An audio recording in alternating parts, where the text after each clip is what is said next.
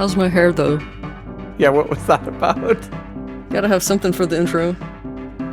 Hello and welcome to the HACKADAY podcast. I'm Elliot Williams, editor-in-chief of HACKADAY. And I'm Kristina Panos, assignments editor at HACKADAY.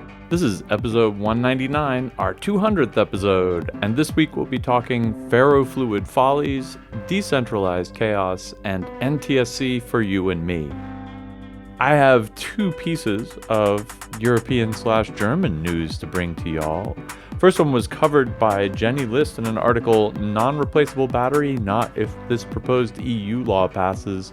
And this is further down the road. I guess we covered this once before in the context of a right to repair law. The EU was thinking of passing a law that said you had to have replaceable batteries in electronic equipment, and we're looking firmly at you, cell phones.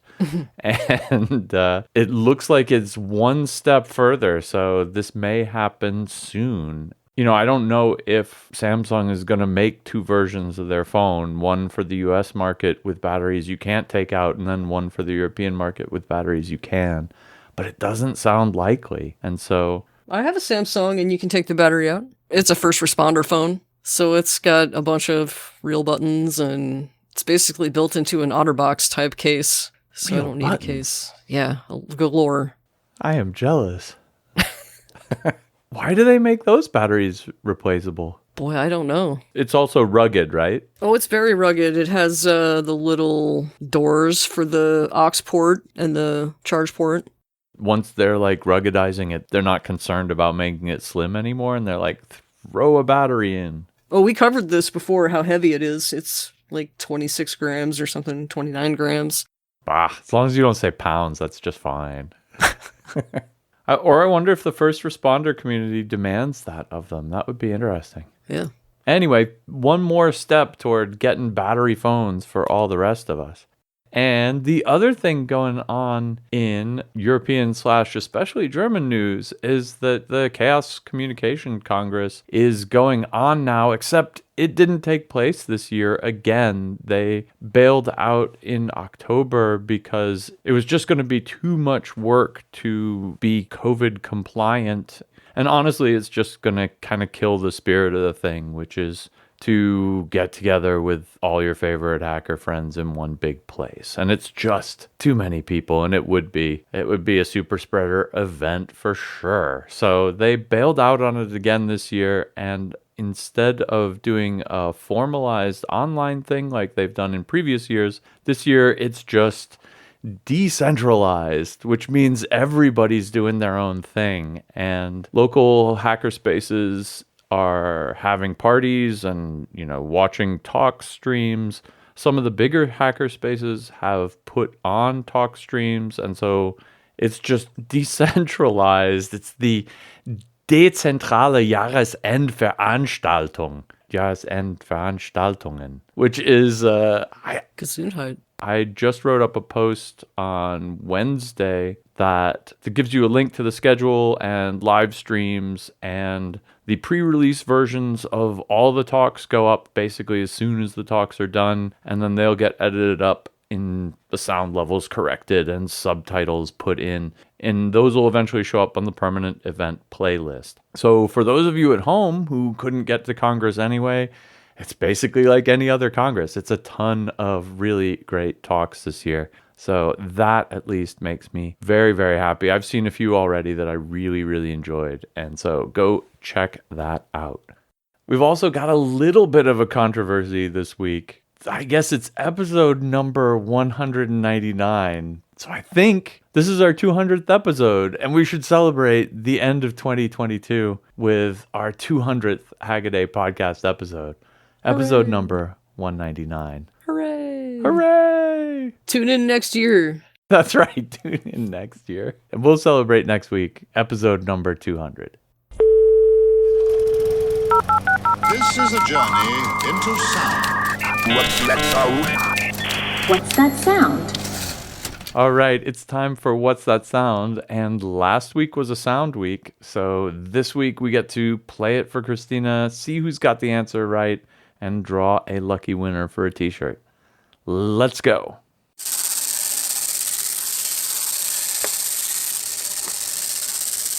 I have no idea what it is. Any clues? Any guess? I mean, it sounds like, no. All right, well, I expected a lot of people to get this one, actually, because there was a video from Look Mum No Computer where he makes an Etch-a-Sketch out of an old flip dot matrix. And this is the sound of a flip dot screen progressively clearing itself. And I thought it would be like in people's minds, but I was wrong because not many people submitted answers to this one at all. So you're in good company. It sounds too ricey. It sounds too... High-pitched poppy or something. Something, yeah. Yeah, this was a tough one. My favorite wrong answer, just for what it sounds like, was a wind-up toy, like one of those like toy torsion spring motor unwinding, says Chuck. I like that one. It sounds a little bit like that to me. But out of 9 answers, 5 of them were right. And it said flip dot display. So that means I get to roll a 6-sided die. Let's see what happens. 3. And number 3 is Derek K. Flip dot sign. I just got mine working. ESP32 MicroPython. Cool. Congratulations, Derek. I see why you have flip dots on the brain. I'll be getting in touch with you and I'll get you a HACKADAY podcast t-shirt pretty soon. Best nickname this week probably goes to Rat Suey, if not to Wrong Answers Only. Sadly, Wrong Answers Only had a wrong answer. Yep, name checks out. Wah wah. Is that too mean? I don't think so. All right. I figure if you write Wrong Answers Only, you're asking for it. Or at least you're down with it. So yeah, let's get on to the hacks. There were too many good hacks this week. I'd like to start off with GB Interceptor enables live screen capture from Game Boy. This is a marvelous hack by Sebastian. Someone asked him if he knew how to live stream a Game Boy Tetris game. And he's like, wow, you could modify the video chip and blah, blah, blah. And the person's like, without destroying the Game Boy. And that's the real question here.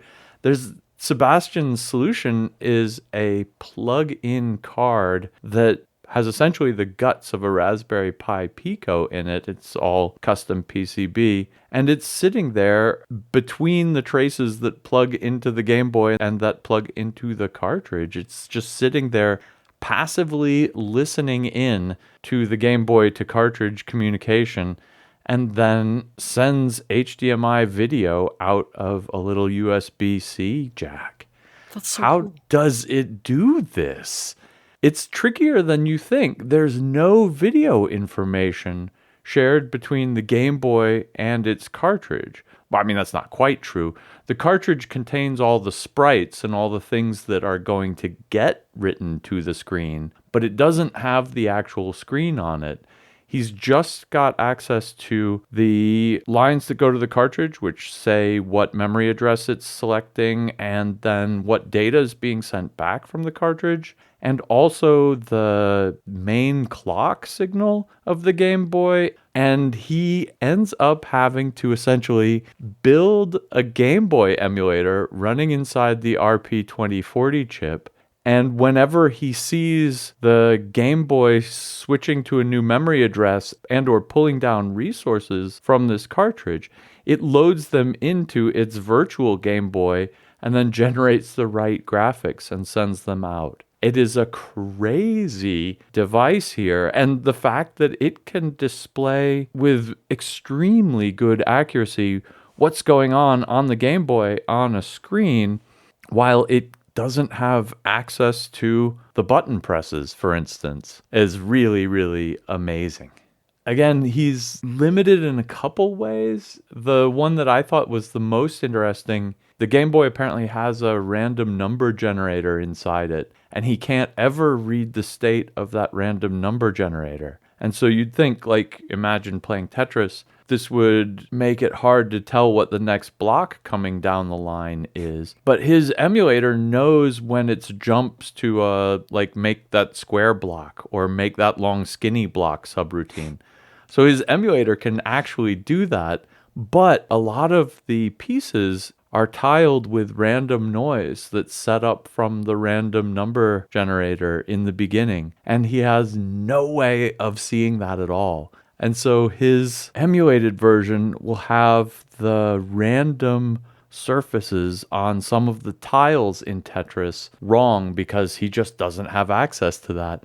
But everything else about the game looks exactly like it's being played. And so if you ever find yourself in the Matrix, in a world where you're emulated by a chip, man-in-the-middling your existence, that's the way to... In a world. That's the way to tell, is that the textures will all be wrong. That seems legit. That seems totally legit. Now, I wonder why they're using Game Boys and not just like Tetra.io or I assume any number of... Because these are for competitive Game Boy game player people, and they've just got the feel for the original machine and not whatever emulation of it. Fair enough. Yeah, you want to play your Game Boy games on the Game Boy where you've got all that muscle memory, not mousing around or... Yeah, it's very cool. That's for sure. All this is open source. You can build one of these yourself. He's got the Gerbers out there. The parts are actually all available, which is remarkable these days, and reasonably cheap. Like, you could totally do this if this is your jam. Make yourself a man-in-the-middling Game Boy Interceptor emulator HDMI player. Well, for my first hack, I chose Morphing Keyboard Gets You Dialed In Just Right. Now, this comes from Lifehacker Max. This isn't Lifehacker Max's first rodeo with split keyboards, making their own keyboard at all. They built a 26-key split not too long ago, but it wasn't very flexible, let's say.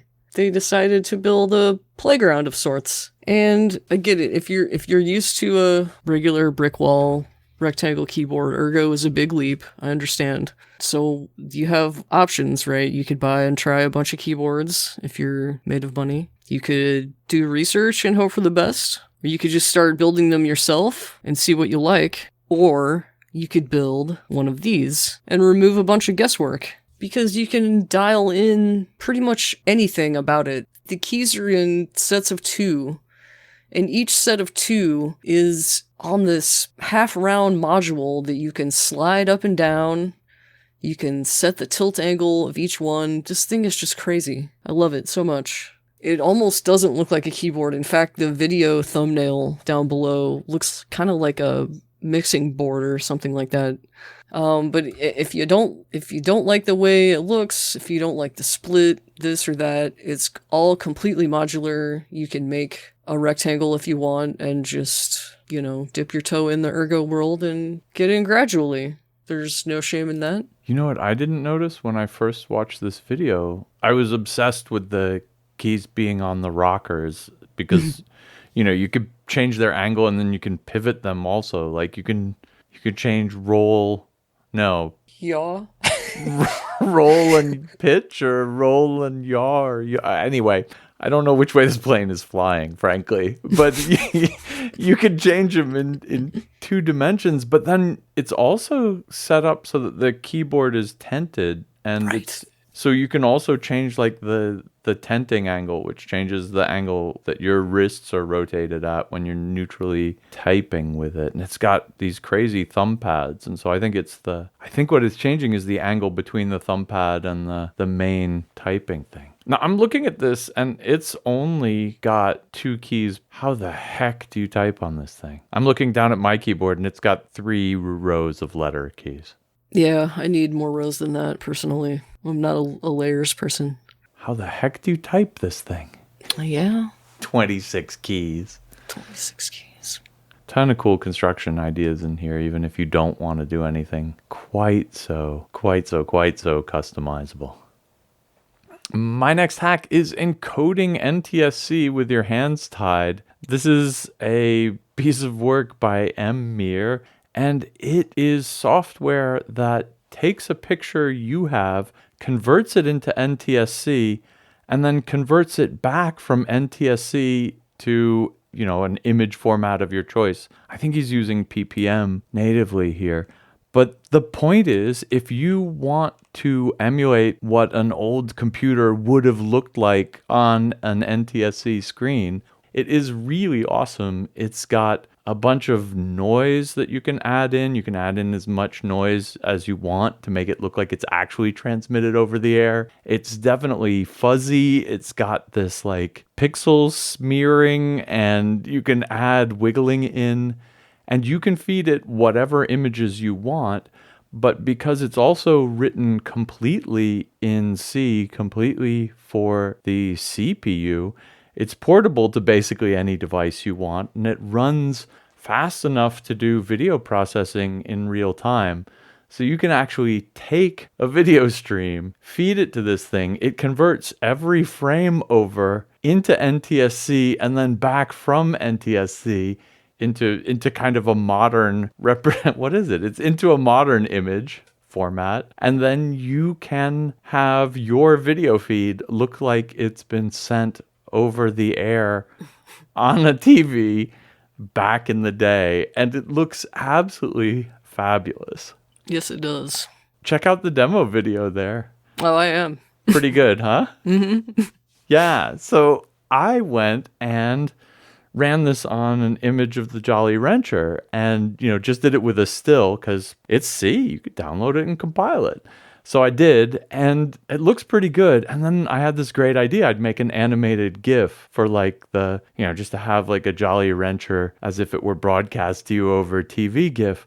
And I did it, and it doesn't animate. And so I went poking into the code, which is actually very well written, but he uses the same random number seed every time. So I'm sitting here giving him the same picture, and it gets the same noise added to it. And it doesn't have that kind of moving, animated broadcast noise look to it. So I actually made a really quick hack where I just had it reseed every time it got a new picture and did it. Made an animated GIF out of that, and it's absolutely fantastic looking. I will put A, my GIF in the show notes, and B, I'm going to submit this guy a pull request because it is so cool looking. Anyway, people in the comments have noted that MAME has been able to do this for a while. Of course, it would have to because there are a whole bunch of games that rely on some of these funny artifacts and it makes them look right.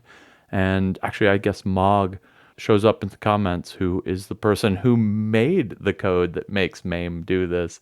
That's really cool.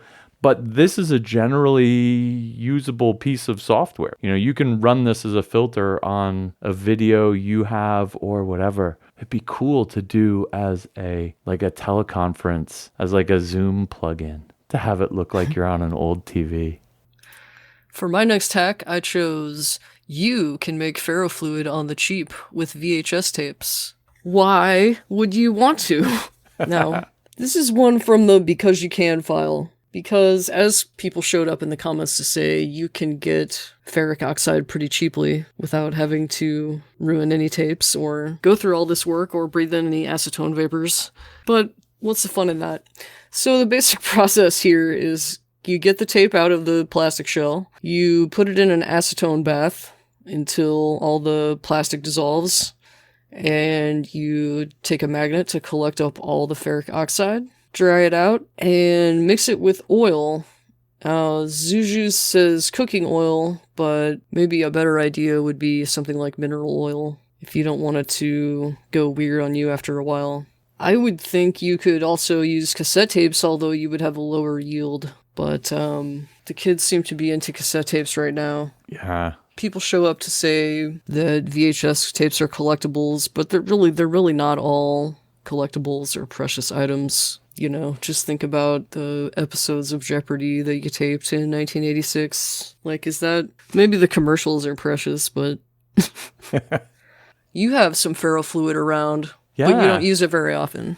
No. Is that right? What would I use Ferrofluid for? What would you use it? You're totally right. It's just for fun, right? You got it. And why would you make your own? Just because you can.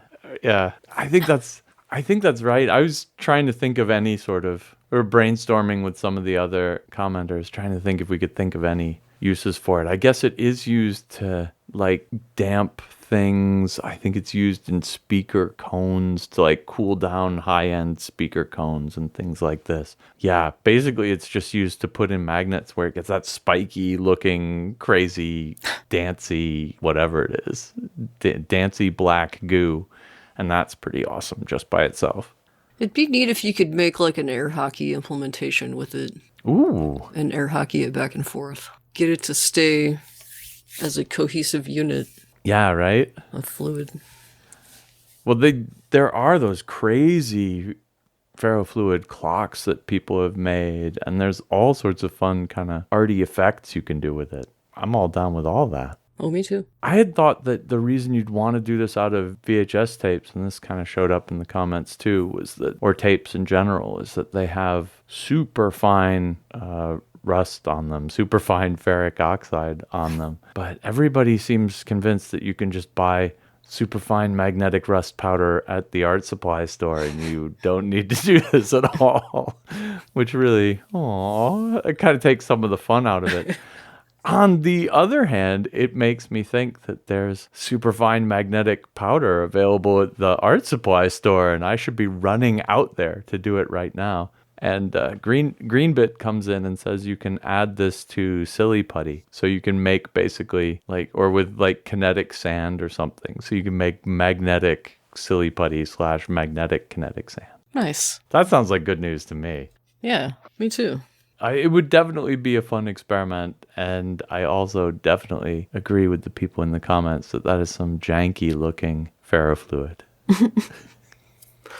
My next hack is an entry into the FPV contest, and your reminder that the FPV contest is going on until the first or second week of January.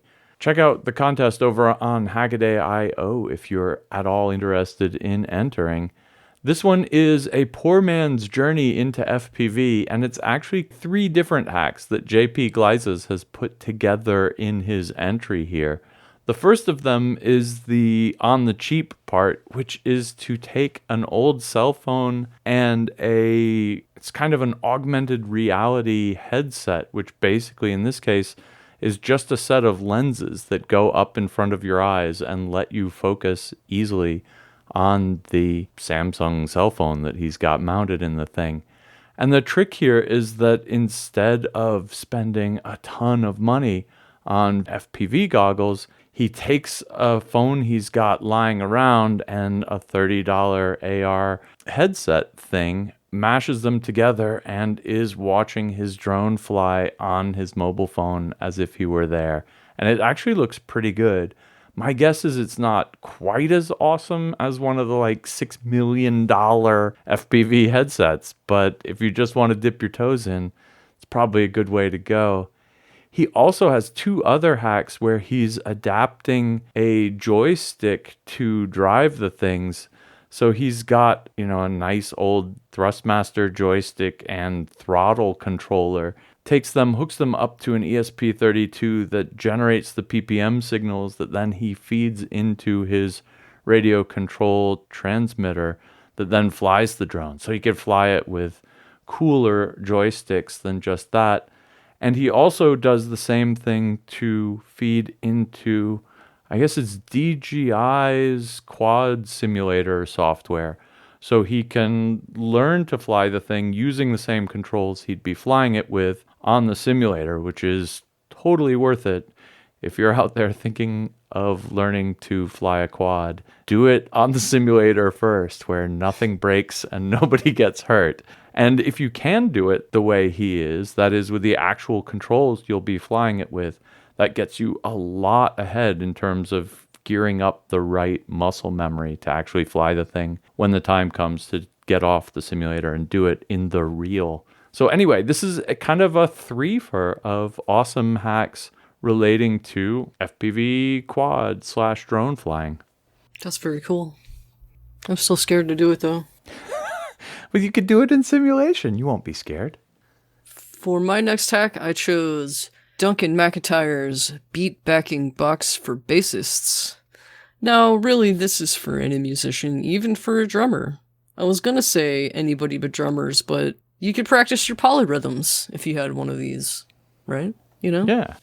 So what it is a tactile sequencing beatbox to use for practice. As in, you dial in the drums and cymbals that you want, and it just runs through them. And it's got 8 slots, although more slots like 16 or 32 would be nice. But I would really like to have one as it is. It seems like a bit of a complicated build, but it is definitely open source. Yeah, I'd really like to have one, because I don't really like to have anything that drums. Yeah, right? Yeah, it's a DIY drum machine, right? Better than beating on 5-gallon buckets and metal things from the thrift store.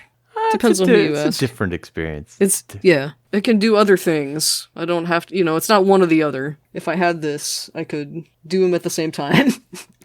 Wouldn't have to choose. What I really like about this build is that it's basically built up of a bunch of modules that you can get all ready to go, and you just like hook them all together, put them inside a nice case, and he's got a 3D model for the nice case, and you're off to the races. It's a simple drum machine. It's a DIY drum machine. It's a pretty cool drum machine. You don't even have to want to practice along with it.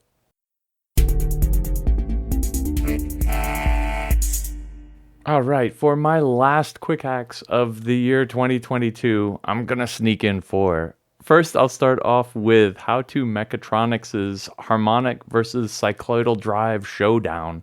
How To Mechatronics has been making these funny different gearboxes and 3D printing them all, showing you how they work. His site's got a great explanation. Basically, harmonic is the one with the funny deforming middle gear wheel thing in it, and cycloidal's the one that kind of wobbles around. And which of the two bizarro gearboxes is better? It depends on what you want, of course.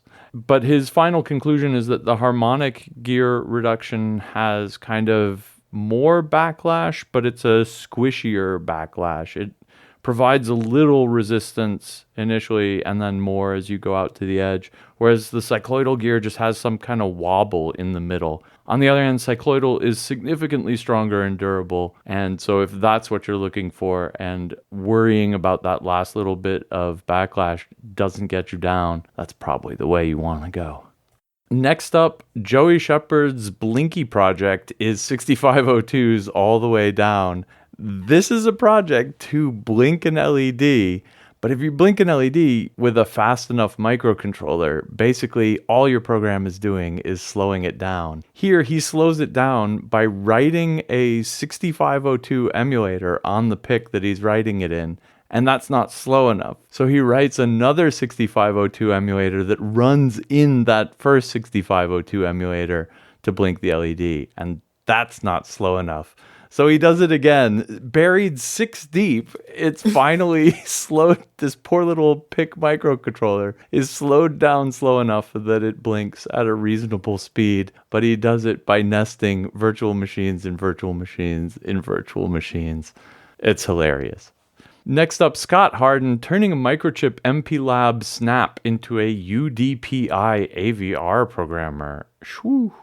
This is one where if you need it, you absolutely need it. If you're using the modern AVRs and you don't want to spend 200 and something bucks for the official microchip programmers, this is a way to take a different microchip programmer, the MPLAB Snap, and convert it to work with the new school AVRs. It's just a great little hack that makes them more accessible. And shout out to Scott Harden, who I remember from the very early days of HACKADAY. I think we've been covering his projects for like 18 years now. And last up, Ted Freed, teensy twofer of plug-in emulated retro CPUs. We've covered some of this work before as well. This time he's taking aim at the Zilog Z80 and the Intel 8088.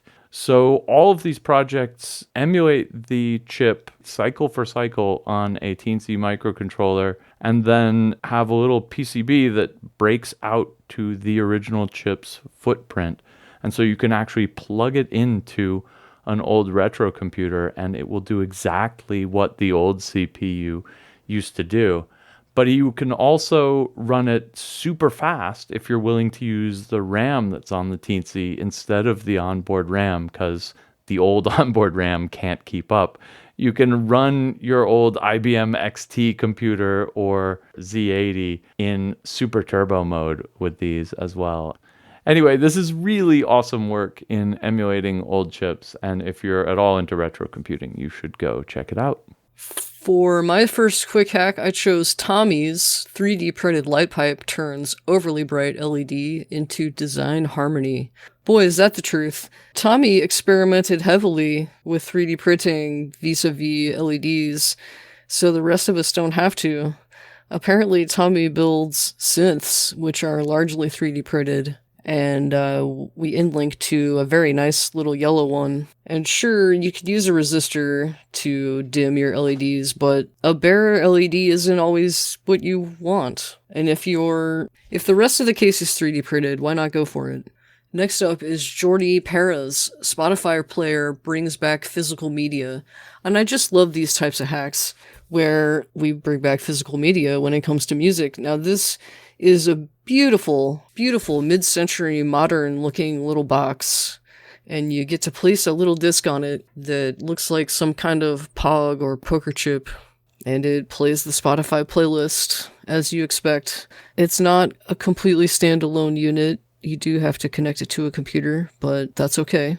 And I believe it's open source. You could do it yourself. You could change it up. And finally, Lee Smith's The ZX Spectrum finally gets a proper keyboard. Boy, is this beautiful. Goodbye, sad ZX membrane keyboard, and hello, mechanical goodness. Lee redesigned the case of the ZX Spectrum to accommodate a combination of the PCB from the ZX Max 128 project and modified a set of keycaps from another source. And the result is just very, very nice looking, and I'm sure very nice to clack on. So be sure to check out the video.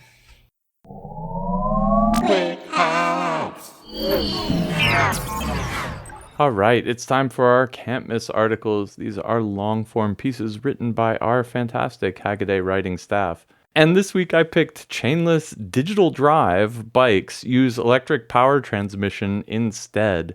And this is a really interesting kind of thought experiment, I guess. Like if you've ever played around with using a stepper motor as a generator, like you can hook up an LED to it and you turn the thing and the LED lights up. If you take two stepper motors and you wire them together and you turn one, it generates current, feeds it to the other one, and then the other one turns, right? This is the plan for these bicycles. Instead of using old school chains or belts or anything with a tremendously time proven and with tremendous mechanical efficiency like that, you're going to instead replace it with wires and a generator where you're pedaling and a motor at the back and suffer kind of 50% loss due to 20% generating, 20% in the motor, and then 10% in transmission. It sounds like a horrible, stupid idea when you say it like that, but it lets you do all these other crazy things. And that's kind of the point that this video is trying to make, is that maybe there are reasons you'd want to do this. And they include, it's really easy to switch up the gearing. You just change the voltage going between front and back. If this is integrated into an electric bike anyway, you can get all those other things like battery assist and regen braking. You can play around with the resistance at the generator side. And so you can make it like you're pedaling super hard and you could store up for later without having to necessarily go faster. You could tune it to work for best cadence with the rider, him or herself. There's all sorts of crazy ideas here, but it's all fighting against this kind of basic fact that a chain drive is like 90% efficient and this like electronic generation transmission thing is about 50% efficient. So it's a kind of dumb idea, I think, that looks like super futuristic and super awesome. And I really want to see someone do something cool with it that actually makes sense. But so far, there's been one company that's made these things, the Mando Footloose. apparently being sold here in Germany, actually. And people who ride them complain that because you naturally kind of push down harder on the downstroke than you do pulling back up when you're biking, these things have a kind of a funny surging feel to them. And it feels like you're on a bike trainer, like you're on one of those stationary bikes instead of a real bike, even though you're pedaling through the city on a real bike, which must be a really wild feeling indeed. My guess is that you can fix that up in software somehow, but like, I'm not 100% sure how that works. Have you ever ridden an electric bike? I have not. I totally would, though. They're pretty fun. My in-laws have electric bikes, both of them. And I've gotten to ride around on them. And you can set them up so that it either gives you basically no help or infinite help. And the infinite help, the infinite help setting is really bizarre. You're pedaling faster and faster and faster, but not necessarily harder. And the bike just tears off. It's absolutely hilarious. It's really, really, really, really fun. Actually totally dig electric bikes. They're heavy, they're pigs, but you don't care because the battery's doing the pedaling for you. Or you can kind of, if you feel like getting a workout, of course, you can tone it back down. There's kind of a mountain electric biking scene that's taken off now where people can do things that they couldn't have done before because of the electric assist. And it's kind of, in my mind, it looks like a cross between like motocross and mountain biking, but new technologies, new possibilities. Upward BMX. I wonder if you could build a hacker version of it yourself easy enough. Again, the only tricky part is that there's a generator at the front and a motor at the back. The only tricky part is doing the voltage/current conversion in the middle to do the effective gearing. There's got to be all sorts of fun things you could do with this. I just think it hasn't been tapped yet. But again, I'm scared of the fact that it's just in principle so inefficient that that's going to kill it. But we'll see. Early days. For my long form article, I chose my own. Woohoo! Lo-fi fun, beer can microphones. And boy, are these fun to make. As I say in the article, I needed an easy win, and that's exactly what these are. They're just fun to make. About the worst thing that can happen is a lead disconnects from your piezo and you have to resolder it. Or one of the more terrible things that can happen is your hot glue fails to adhere the piezo to the underside of your lid. So it's a fun build. Basically, you take any can that's sturdy enough and resembles a microphone enough to your liking, and if you have a lid, then that's, I wouldn't say best, but it's kind of ideal as long as the lid is thin enough to vibrate from the piezo disc, well, from your voice. So I've built several now, many from beer cans, many from other things. And with the beer cans, you need to use a mason jar lid, which they fit perfectly. It's kind of strange how perfectly they fit. You don't need very many components for this build. I have finally stopped building them because I ran out of pizzas and guitar jacks, but I was going to order some more. I made one out of a soup can because I found a lid from a candle that fits it really, really well. Nice. Yeah. So I was looking at this, and you're hot gluing the piezo on the top of the lid. So the whole can thing's just there to make a vibrating body or something? Pretty much, yeah. Yeah, or just to give you something to hold on to. Yeah. Or, yeah, I mean, they look awesome. Well, thank you. Yeah, and you made us a sound sample with it. I did.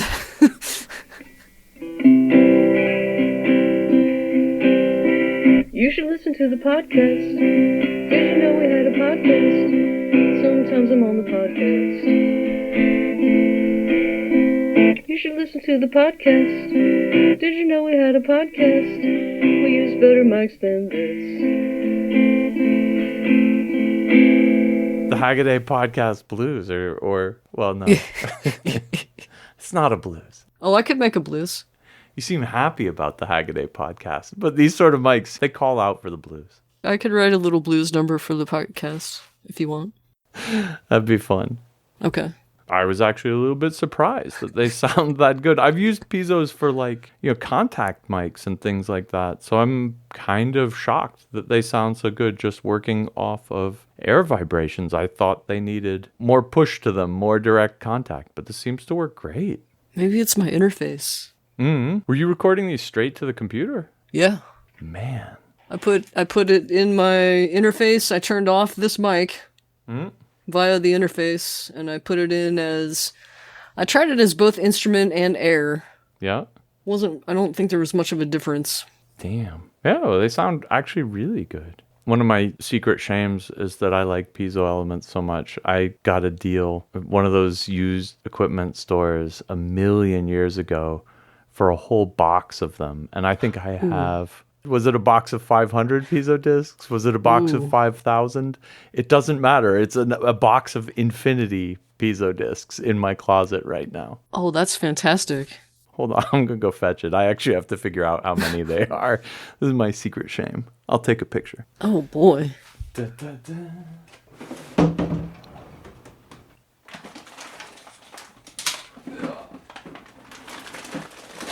Dude, it's heavy. He said it's heavy.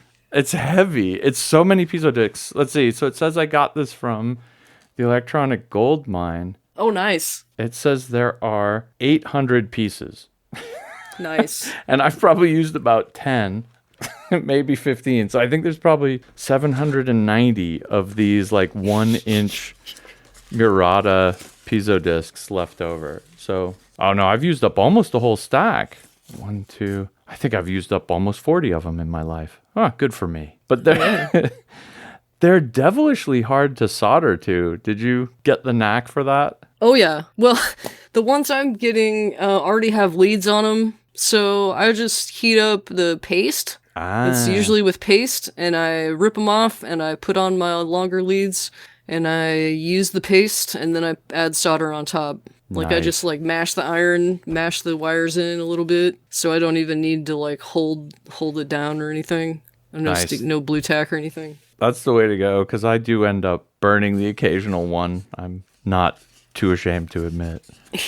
Yeah, no, next time I see you, I'll have to bring you a stack of piezo elements, because really... How big are they? Are they 20, 35? 35. 35, nice. That's 35 what I use. millimeter. They're an inch and a bit. Yeah. They look like they're steel backed instead of copper backed. Sometimes they look like they're shiny yellow. These are shiny silver. I want to grow my own crystals. Yeah.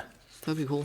Who is it who did that? I think, probably Stephen Dufresne wrote an article about that. My first thought. I'll go have to look that up. We'll see if we can find that link for you if you're interested in growing your own piezo crystals. But that would be awesome, because then you could completely make your own microphone. I have to grow my own beer cans. Yeah. You also say you stuffed them with foam or something, right? I do. What's that about? Well, it pushes up on the lid, so there's less chance of feedback. But if you have too much in there, then you sound woofy. You don't sound very good. You sound like you're talking into a blanket or something. Just kind of damps it out. Yeah. Yeah, because it feels like there's a big piece of foam on the backside pressing it. Yeah, makes sense. Yeah. Any last words on piezo microphones? You should make one, or you should buy one from me, because I have a lot of them. And that brings us to the end of this week's HACKADAY podcast and the end of 2022. Thank you all for listening. We will see you in the new year. If you'd like to follow along with the links or leave us any comments, head on over to the show notes, hackaday.com/podcast. If you see anything cool or do anything cool, send us an email at the tips line, tips@hackaday.com. And until next year, keep on hacking. Oh, yeah. I don't know what the point of these is. I gotta tear my paper off. When all you have is a hammer. No, that's not very nice. Click so I can read the whole title. Ferrofluid